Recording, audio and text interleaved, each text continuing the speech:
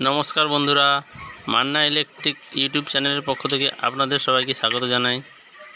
তো আজকের আমি তোমাদের এমার্জেন্সি লাইট সিগমা কোম্পানির ব্যাটারি কিভাবে চেঞ্জ করা হয় দেখাবো। তো দেখুন, আমি এখানে সিগমা কোম্পানির এমার্জেন্সি লাইটের ব্যাটারিটা বের করে নিয়েছি। এবার মাল্টিমিটারের সাহায্যে ব্যাটারিটাকে মেপে দেখব।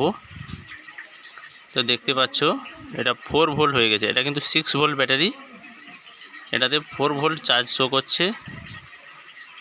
তো এটা আমি একটা নতুন ব্যাটারি চেঞ্জ করে দেখাবো। তো দেখুন কীভাবে ব্যাটারি চেঞ্জ করছি। তো আমি ব্যাটারিটাকে সাইড করে দিলাম, যেটা অরিজিনাল ব্যাটারি ছিল। এবার আমি একটা নতুন ব্যাটারি লাগিয়ে দেখুন ফুল জ্যোতিতে জ্বলছে। এবার আমি লাইটটিকে লাগিয়ে নেব। তো এইভাবে ব্যাটারি চেঞ্জ করা হয়।